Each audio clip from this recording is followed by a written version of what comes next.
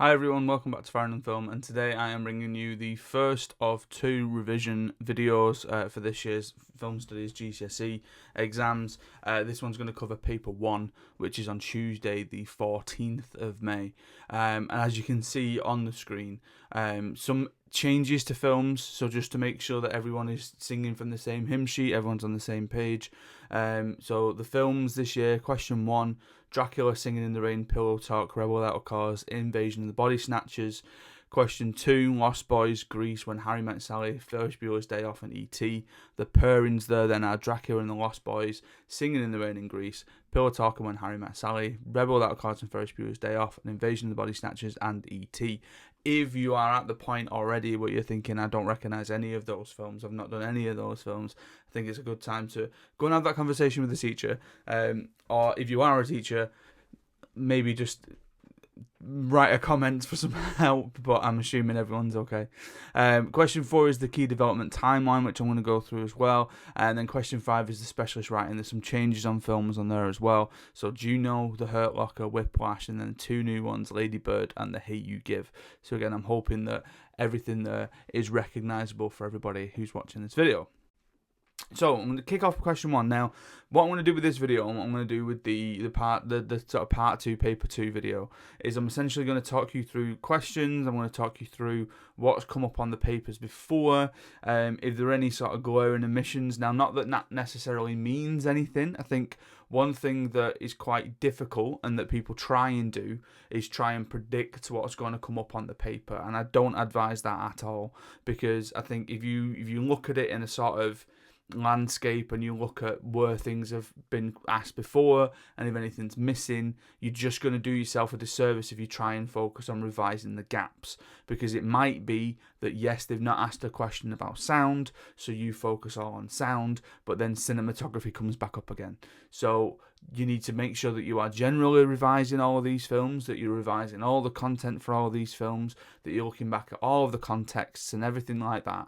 But it's just interesting to see what has been asked in the past, especially with this paper, because in some cases where they've asked a certain question on Rebel that's not come up on Ferris, you can revise the Rebel question for Ferris, or the question 1 for question 2, and just change the film that you're looking at, because they are very, very similar in that essence, and hopefully you'll pick that up from this. So, question 1 is your US film from between 1930 and 1960. So the films that you should be answering on here, depending on what you have studied, are Dracula, Singing in the Rain, Pillow Talk, Rebel Without a Cause, Invasion of the Body Snatchers. My students, Rebel Without a Cause. I'd be interested to see how many people have opted for the new choices of Dracula and Pillow Talk. I was very, very close to teaching Dracula and Lost Boys myself, but made the decision not to. And as you can see down the side, so these are the questions that have been asked in the past. So 2019 was costume and mise-en-scène, 2020 was genre conventions, 2021 cinematography, 2022 editing and cinematography, 2023 sound, and then the ones that I've not asked, and I've pulled these from questions that are going to come up on question 2 that haven't been asked so far for question 1. So question 2 questions that haven't come up so far for question 1, narrative, conventions, key moments, and then props. Obviously mise-en-scene's come up, but not props specifically on its own. Now, this is the question from last year's paper, so there's a chance that you may have seen this. And just again as a caveat, this is last year's paper, so ignore the fact that it still says Rear Window and King Solomon's Mines. Obviously they've changed now to Dracula and Pillow Talk, so don't worry if you study one of those films. Now, the questions last year were identify one key use of sound in the film that you've studied, briefly explain the effects created by the use of the sound, and then explore how sound is used to create meaning in at least one key sequence. Now, with the first 2 questions, with the 1A and 1B, we need to remember that these are stepped questions. Now, I'm going to repeat this for every single one of these questions and on the paper 2 video as well, in that the idea of these questions is that you answer something and you give an answer in 1A, and then you refer back to that answer in 1B. So, 1A, identify one key use of sound in the film that you've studied. You might say diegetic sound. You might say non-diegetic sound. That's fine. We do need to try and be a little bit more specific though. I think the specificity is key here, just to make sure the examiner is aware of what it is that you're talking about. So for example, if I was doing Rebel, as I teach my students, we might do the non-diegetic soundtrack or the non-diegetic score at the beginning of the film, okay? Then, when we go into 1B, where it says briefly explain the effect created by the use of this sound, we still need to talk about that use of sound. Now, that might sound really obvious. That obviously, if I've said non-diegetic score for 1A, of course I'm still going to talk about it in 1B, but you'll be surprised at how many students every single year get tripped up on this very simple thing. In that because they've mentioned non-diegetic sound in 1A, they then think that they're going to go off and talk about maybe diegetic sound, or they're going to go and talk about a completely different element of sound. And if this was a cinematography question, people might mention a shot, and then they might go off on a tangent and talk about angles or movements and things like that. Don't do that. You need to stay the course. You need to carry on with what it is that you're looking at, which is why one piece of advice to give you when you first get the paper in front of you is make sure that you read both 1A and 1B together, 2A and 2B together. Same for paper 2, and we'll get onto that one on that video.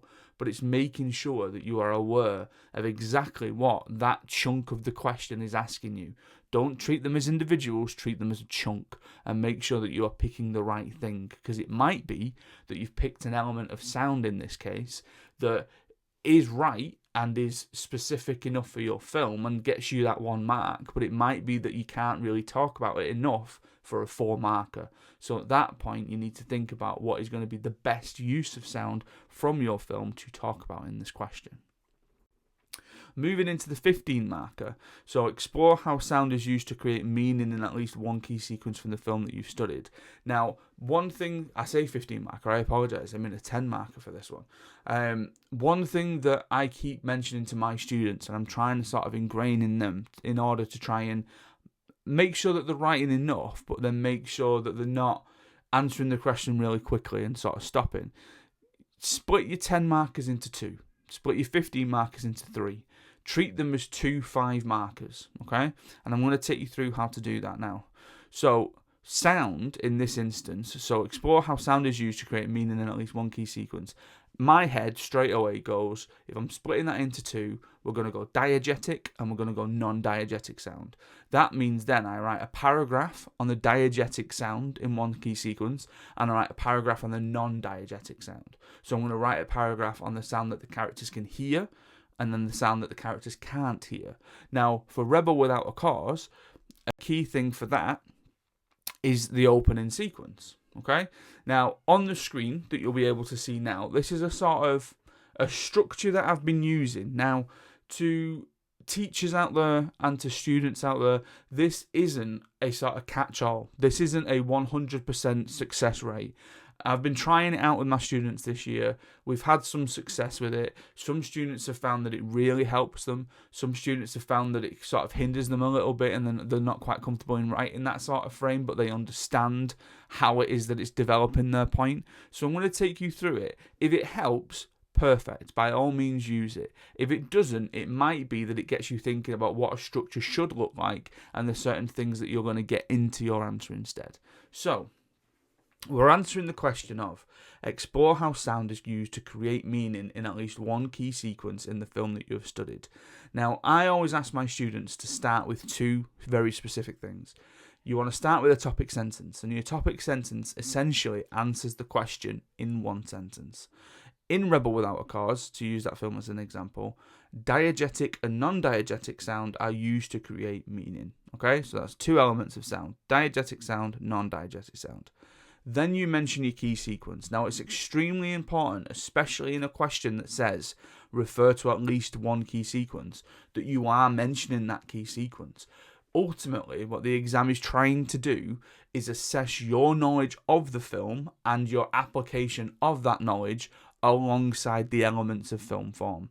So you need to make sure that you get across to the examiner that you know the film, that you've seen the film, and you know exactly what it is that you're talking about. And you do that by backing up your points with evidence from the key sequences.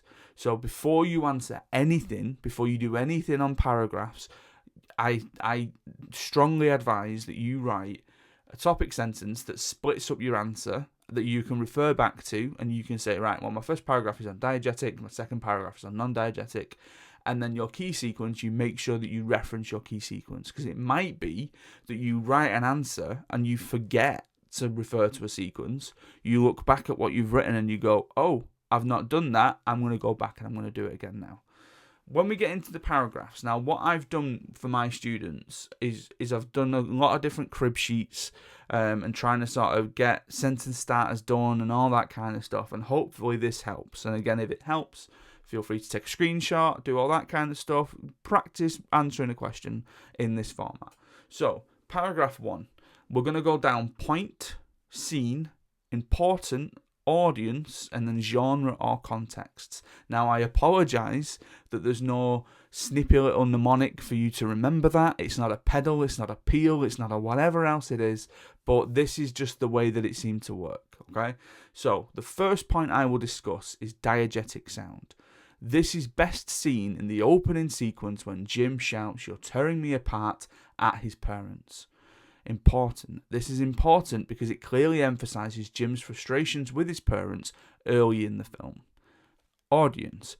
As the audience, we can begin to understand, that says began, I apologise, to emphasise with Jim and his current mindset. Genre or context. Now, what I've done with that is I'm leaving it down to you as to what you want to link it to. They're the two most important things that you can pin this to. This links to the context of the film, as teenagers in the 1950s felt frustrated with their position in society and the lack of direction from their parents. So what I've done there is I've identified an element of sound, so the diegetic sound. I've said what element of diegetic sound it is, so Jim shouting at his parents at the beginning. Why is that important? It's important because it emphasises his frustration with his parents. What does that do for me? That tells me as an audience member that I can empathise with him, and I sort of see a little bit into his current mindset. But why is that in the film? It's in the film because it links to the context. It provides us with a look into teenagers in the 50s feeling frustrated with their position in society and the lack of direction from their parents. So it's your point, it's where we can see that point, it's why it's important, how it links to the audience, what is the intended meaning, and how that then links to the genre or the context. There's 5 little snippets, 1 paragraph. You then repeat the process, and you then would do it again for non-diegetic. And I've put the sentence starters on there for you. So the second point I will discuss is, and your second point at this point is, non-diegetic sound. This is best seen when. This is important because, as the audience, this links to context, etc. Okay? Now, if I was looking back at previous questions that have come up, now, I've been through already that 2019 was costume and mise en scène, 2020 was genre conventions, 2021 was cinematography, 2022, etc. I've put the sentence starters there and I've put the sort of structure of that paragraph, but this is how I would split the past questions. So, costume and props for mise en scène, I think are the 2 sort of key ones, and I think an extra one there, and that's why I've put it in a bracket, is setting. That if you're getting a question, if you're getting a 10 marker that says explore the use of mise en scène in this scene, I would go costume, first paragraph, props, second paragraph. So at that point, my topic sentence to start off with would be in Rebel or in whatever film it is that you've studied. Costume, mise en scène is shown through the use of costume and props. And then at that point, costume becomes my first paragraph, props becomes my second paragraph. 2020 genre conventions, I would split that for teenagers and rebellion. Now, that only works for Rebel Without a Cause. If you're doing something like Dracula, you might split it into like supernatural beings and even something like, I'm trying to think of Dracula off the top of my head. Like Loki lighting or something. I mean, I know it's black and white. Trying to do it off the top of my head. Cinematography, again, simple enough. You would take basically the sort of overarching umbrella of cinematography, and you would find some of the strands within that to then split it up for your paragraph. So for me, I would go shots and angles. Movements also might be one for you to consider. Editing in cinematography, that question, simple enough. I remember a student coming out of that exact exam and saying to me, the 10 marker was editing cinematography. What a weird question. And I said, nah. I said, you're then being given two very big, chunky topics to talk about in a 10 marker. You've got the whole of editing and the whole of cinematography to talk about in a 10 marker. Nevertheless, that student got 4 marks on that question, so I don't know why they were concerned about it. So obviously, paragraph 1, editing, paragraph 2, cinematography. Sound, we've done sound, so diegetic and non-diegetic. I hope that makes sense. That's essentially going to be a bit of a theme and a thread through this video and through the next one, in how to sort of split your question into 2 and into 3 for those bigger 10 and 15 markers, in an attempt to make it easier for you. But then also, if you're a student who, like many of my students are, and they will admit this themselves, don't write enough, that you try and answer the question very quickly, and to be fair to you, you might answer that question. If that question was to say to you, explore the use of sound in this scene, and you did a paragraph on the use of sound in that scene, technically you have answered that question, but you're not going to get enough marks. You're not going to get enough marks to make sure that you are seeing over those borderline grades when it comes down to grade boundaries. And we know how difficult the grade boundaries were last year, so hopefully we're going to be in a better position this year. But hopefully this helps to make sure that those of you who are struggling to write enough, or make sure that your writing is sort of less waffly, that this sort of stays the course for you. When we go into question 2, so again, we've got the second sort of film in these partnerships. So we've got Lost Boys, Grease, When Harry Met Sally, Ferris Bueller's Day Off, and E.T. Now, the questions that have come up on the past for this one: 2019, character type and genre conventions. 2020 was sound. 2021 was key moments and narrative conventions. 2022 was props and costumes. 2023 was cinematography. Editing has not come up for this question yet, but again, that doesn't mean that it's going to come up this year, so make sure that you are revising fully, but again, no certainty there. Question from last year's paper, which again was cinematography. So identify one interesting use of cinematography in the film that you've studied, briefly explain why this use of cinematography is interesting, and then how it creates meaning for your 10 marker. Now again, stepped question, you must use your element from 2A in 2B and make sure that you are being specific. Identifying one use of cinematography in the film that you've studied, a close-up shot of Ferris Bueller at the beginning of the film when he addresses the audience. There's your specificity. What that means, you then go into it. Going back to your 10 marker, again, making sure that you're splitting this into 2. So sound becomes diegetic and non-diegetic. In this case, cinematography, I would go shots and angles like I mentioned before. And again, so just to give you a bit of an example, and I've done the second paragraph of this one. So answer opener, topic sentence. In Ferris, camera shots and camera angles are used to create meaning. Key sequence. The key sequence I will discuss is the parade sequence. And then you've got your sort of sentence starters there for that first paragraph. The second paragraph I'll read through now. So my second point is that I'm going to discuss camera angles. This is best seen when we see a low angle looking up at Ferris singing Twist and Shout on the parade floor. This is important because it positions Ferris in a superior position to everybody else in the scene. As the audience, we are also positioned to look up to Ferris. There's a thumb for whatever reason. This links to context as teenagers such as Ferris were celebrated in the 1980s in other teen comedies such as this. Okay? So again, there's my point. This is when we see it. This is why it's important. This is the intended response. This is how it links to the genre or the context. Okay? Now, to do what we did for the last one, to take you through these. So again, genre conventions for Ferris, and I'd tell the same to my students. Teenagers and rebellion are the key ones to sort of split that into. Sound, you've got your diegetic and your non-diegetic.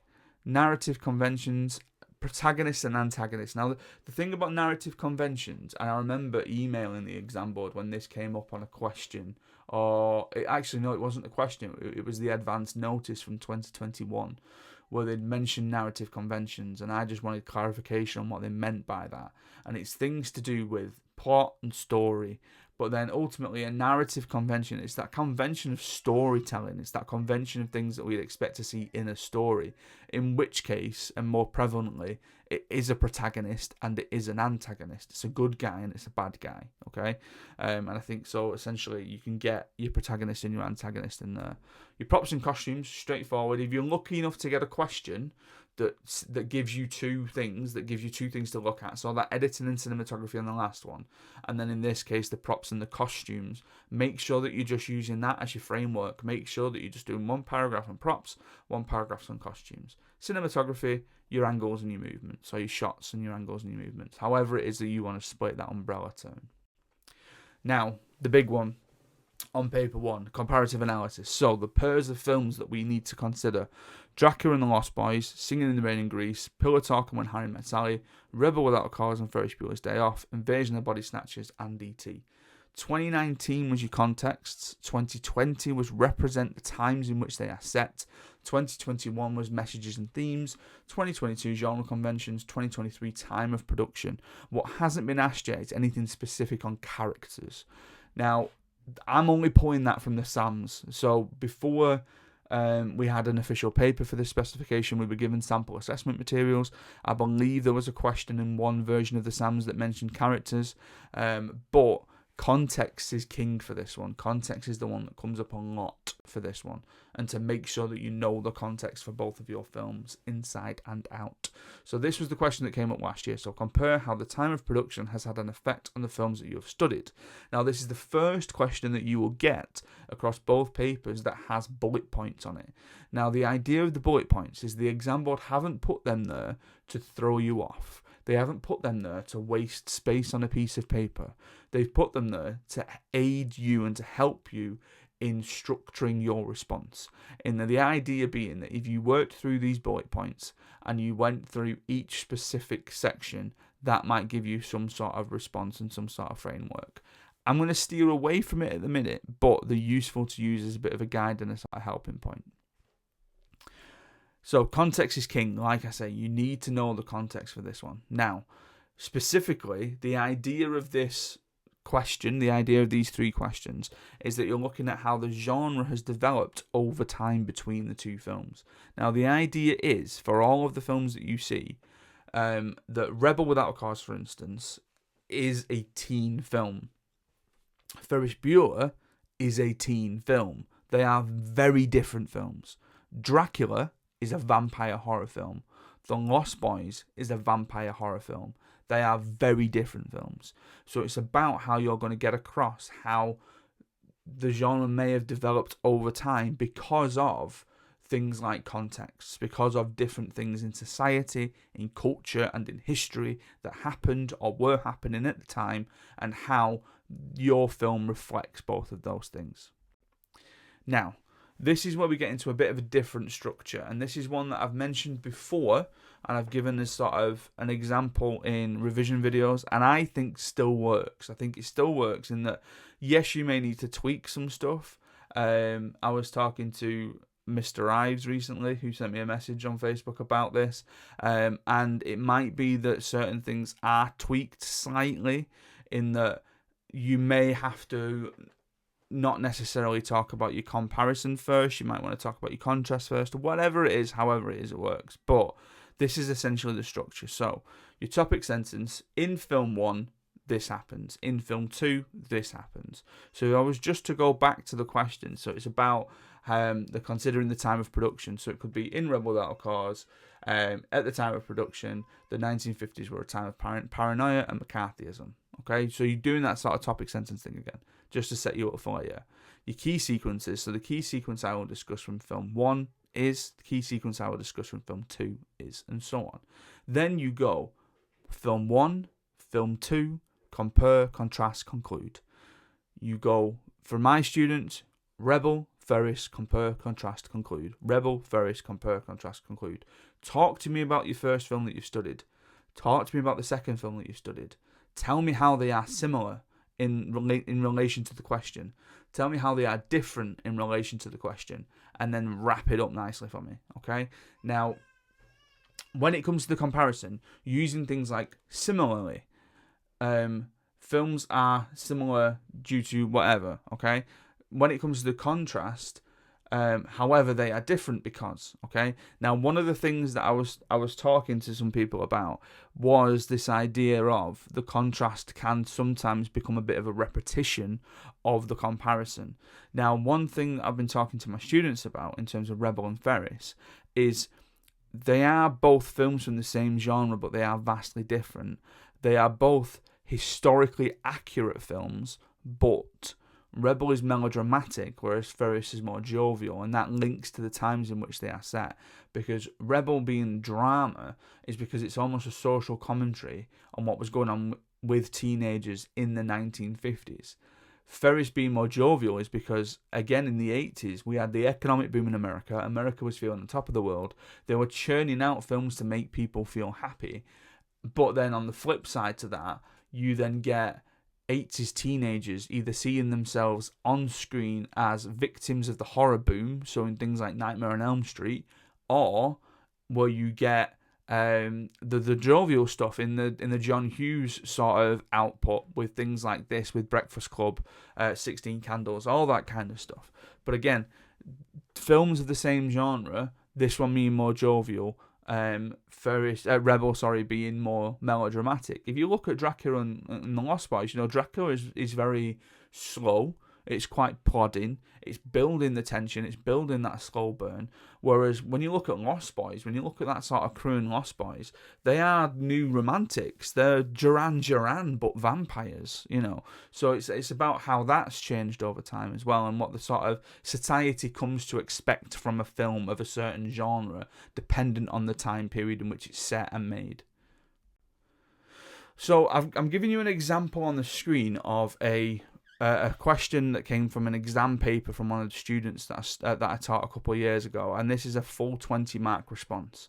And I felt very, very flattered when I read this, in that they got the full 20 marks, but clearly you can see that they've used the structure. So Rebel and Ferris, so again, they start off with that topic sentence, then they talk about Rebel, then they talk about Ferris, then they compare, then they contrast, then they conclude. Okay? So hopefully that helps you. And again, by all means, take a screenshot of this. You can see the different responses. You can see how it's chunked up. You can see how they did it. It got the full 20 marks. So I can't give you a better example of how the structure works than that. When it comes to the key development timeline, I've done a big video that's already on the channel going through the 10 events that were already on the timeline, and then taking you through the 6 that have just been added.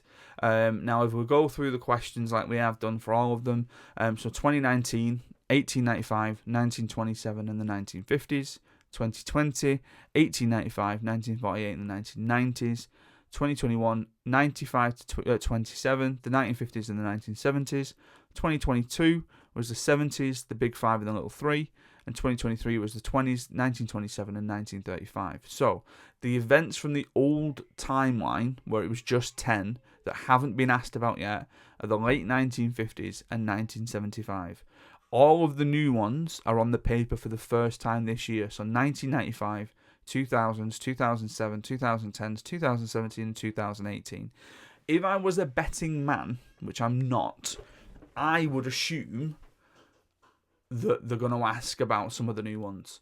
It doesn't mean that all 3 of the questions are going to be the new ones. It might be that one of them is spotted in there. It might be that they go back to the big 5 and the little 3. So again, you need to make sure that you revise this. Now, I know it's difficult because it's essentially now it's a 16 event timeline. It's only worth 5 marks, but those 5 marks, as my students will attest to, can be the difference between a grade, can be the difference between a pass and a fail, can be a difference between a 3 and a 4. So make sure that you are revising it, even if it's just something as little as making yourself a little flashcard, a little cue card that you can stick in your blazer pocket, ready for the exam. And then when you get in there, obviously take it out before you go in the exam. Christ, let's not do that. But before you get in there, pull it out, give it a bit of a read, put it in your bag, leave it outside. Or even just going back through the video, okay? Or quizzing your friends on it. Making yourself a little quiz and quizzing your friends on it. Now, the specialist writing, okay? So, Juno, Hurt Locker, Whiplash, Ladybird, The Hate You Give. Now, 2019, how far do you agree? 2020, how far has it changed your views? 2021, 1 key idea. 2022, has it changed your thoughts? 2023, 1 or 2 key ideas. Now, what hasn't been asked but has come up on sample assessment materials and stuff is whether you agree or disagree with the specialist writing, and whether or not it's deepened your understanding. Okay. Now, the question last year was discuss 1 or 2 key ideas from the specialist film writing on the film that you have studied. Refer to key sequences within your response. Now, the interesting thing here is the 1 or 2 key ideas, because previously they'd just said 1.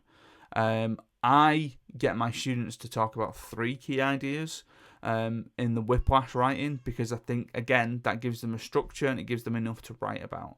And I'm going to take you through that now.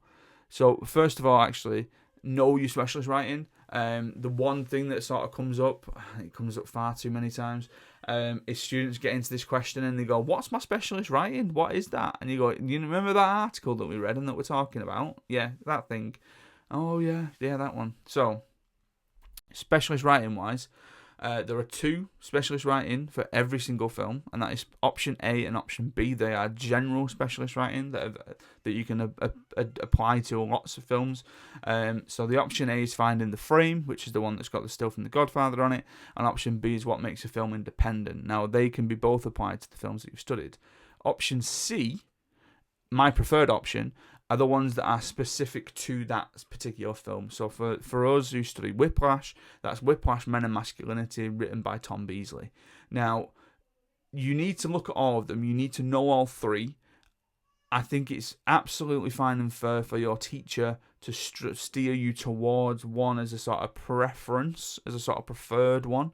But you never know if a question's going to say refer to 1 or refer to 2. Okay? So I prefer using option C, but make sure that we cover all bases as well. So with option A, just to sort of take you through this very quickly, and in terms of the points that are raised in option A. So option A, finding the frame. Anything and everything that is included in the composition or frame of a shot is there for a specific purpose. The framing of a shot conveys meaning through the arrangement of visual elements. A strategy to decoding the meaning of a composition or a frame is to identify the themes and ideas that lie at the heart of the film, its essence, its core ideas, and every shot counts no matter how inconsequential it may seem. So what you would essentially do is you would pick things from that, you would then apply that to your film and write about it. That's option A. Option B, what makes a film independent? Something that strays artistically from the norm. Independent cinema does not need to adhere to generic patterns. The audience for independent cinema specifically takes pleasure in these disruptions of expected enjoyment to find a more subversive and oppositional position outside the norms, and this challenges the cinematic form artistically and looks to create something individual in either its aesthetics or its ideological viewpoint, or both. So again, you would take specific points and then write about them. Option C, just again to reiterate for any of my students that are watching, this is the one that I would prefer you to use, okay? So don't panic with the other ones. So this is how I sort of advise my students to talk about it. Now, again, you get that introduction where we would reference the specialist writing. So in Beasley's article, he raises valid points that the film as a whole is about masculinity, that women, specifically Nicole, are underwritten in the film, and that the finale plays out more like a fight scene between student Andrew and his teacher or idol Fletcher. Now, the 3 that we've been working on in class are the idea that the film on the whole is about masculinity, that Nicole is underwritten, and that the finale plays out like a fight scene. And again, I've had students in the past who have used that, and it's sort of gone well to their advantage in order for them to use that structure. What I've done here on the table, and again, if you study Whiplash, by all means take a screenshot and all that kind of stuff, is I've pulled a key point from the specialist writing, I've linked that to film form, and then I've linked that to how that is then used in Whiplash. Now, there is no requirement at all for you in the question to quote the specialist writing. You don't need to do that at all. So don't feel like you need to remember quotes from the specialist writing. This isn't your Macbeth question in English, okay? Just make sure that you are aware of the overarching points of your specialist writing, how they link to your film, and how you can support that and back that up. So again, just to wrap things up here for this one. So question 1, your 30s to 60s. Question 2, your 60s to 90s. The comparison question, question 3. Question 4 is the timeline. There is another full video on the channel already for the timeline question. And question 5 is your specialist writing. Around about 35 minutes. I've tried not to make it too long. I hope it's helpful. By all means, if you want to leave a comment, if you've got any questions, if you want some clarification on anything, if you need a little bit of help with anything, leave a comment, let me know, and I'll get back to you as soon as I can. But again, hopefully that is helpful. And shortly, probably a couple of days' time, the second one of these videos is going to go up. And they're just going to stay up untouched until we get to exam season. And I sincerely hope that they help. So stay safe, look after each other. Good luck with your revision. Good luck with your exams. I'll see you on paper 2.